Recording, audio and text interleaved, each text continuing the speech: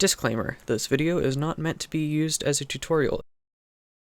Hey chat, how's it going? I've gotten a few requests asking to see how I make the animations that I upload, so I decided pretty early into this project that you're watching right now that I would record it and present it to you as a sort of speed modeling with narration. The very first thing that I do is import the audio that I recorded for the video. I bring it into Blender using the video sequencer, chop it down, and rearrange the audio clips to get the timing that feels the best.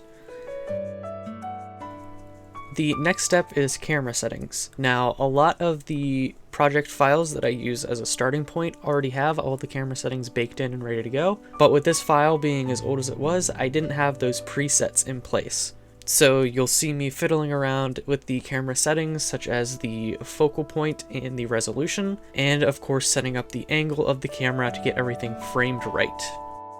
The next part of the process is setting up of initial poses. This is something that I find really critical whenever doing an animation, is to get that original opening shot really well established with your first poses. That also gives you a really solid base to work off of, and it gives a better idea of where you're going with the animation.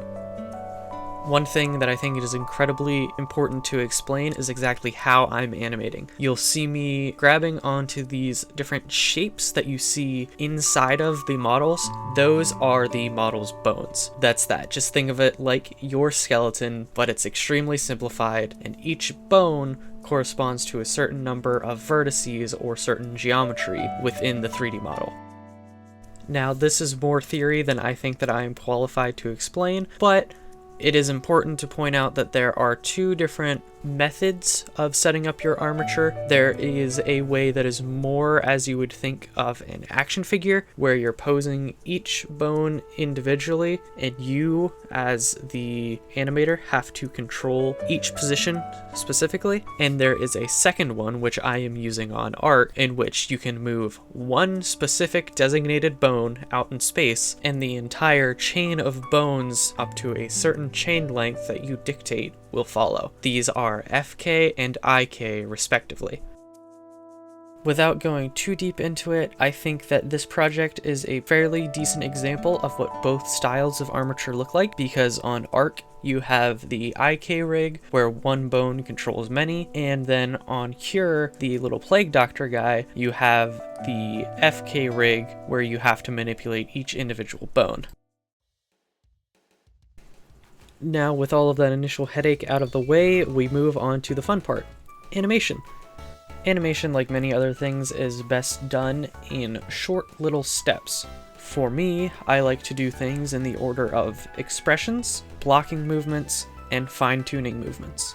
Right now, what you see me doing is timing my expressions. Arc's expressions are driven by this bone that you see me manipulating. Wherever it moves in space corresponds to a place on the face texture grid, which you can see right here, which allows me to very easily animate his expressions throughout a video. I find this to be an essential first part of the process, because without any additional movement, it makes it really easy to time where and when expressions happen.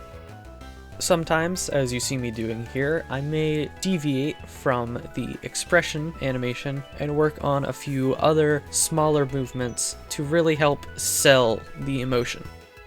What you see here is me going through the process of parenting the shot glass to Arc's hand so that it is much easier to animate him taking the shot in the future, and I don't have to manually track it up to his mouth. All I have to do is animate the hand moving, and the shot glass moves with it. This is done using a child of constraint, so that way I can turn it on and off, so in the beginning he doesn't have to be holding the shot glass, and he can pick it up and then bring it to his mouth and set it back down. Speaking of animating the hand movements, that's exactly what I'm doing here. At first, I'm blocking out the general area of where I want his hand to be moving during the scene, and along with it, I am animating his head moving back to add to the overall effect that he is drinking, despite him not having an obvious mouth.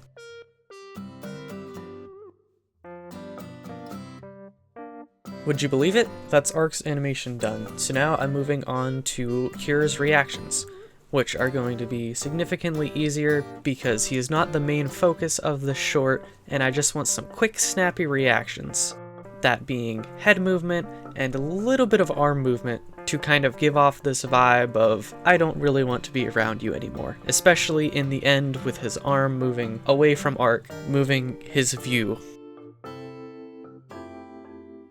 And here at the end, I'm playing it back to check to make sure the motion looks half decent. But you ask me, iFlow, what is Cure even looking at? There's nothing in his hand. Well, yeah, I realized that. I forgot to put the phone into the scene. So just like I did with the shot glass and Ark's hand, I'm doing the same with a phone and Cure's hand.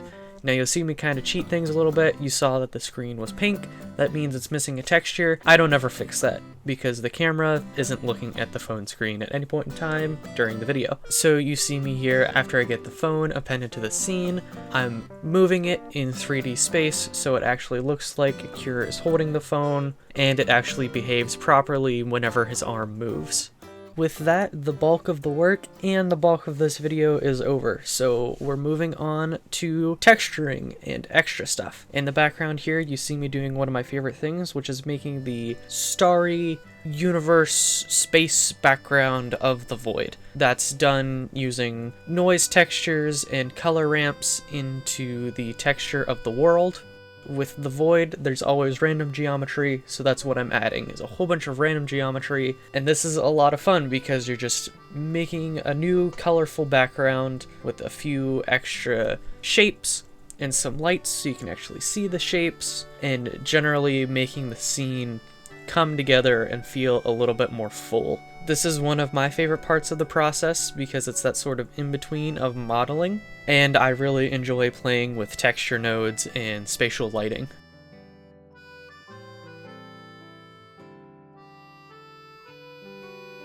So then right there, what you saw me do is replace the vodka bottle that previously existed in the scene with the vodka bottle that I made for the $1 vodka video.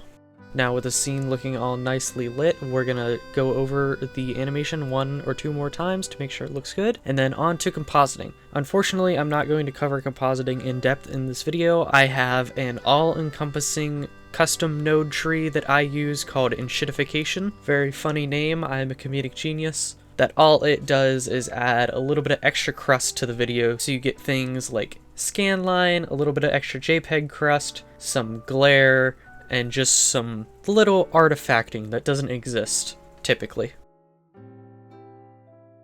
So right there was about an hour and 15 minutes of animation compressed down into about 8 minutes for you. Like I said, there are a few things that were lost just because of time constraints, and I feel like I lack the knowledge to really go over it. I will, however, for those interested, have a post up on Patreon completely for free for anyone who wants to read over the original script for this video. It's less of a script and more of an essay on my process, as well as the enshittification compositing node itself, if you want to take a look at that, see what it does. Hopefully in the future I'll have a video kind of explaining that as it evolves, but for right now this is where I'm choosing to leave it. So I hope you got something out of it, even if that something was just enjoyment. But thanks for being here, thanks for sticking around, and I hope to see you later. Bye, chat.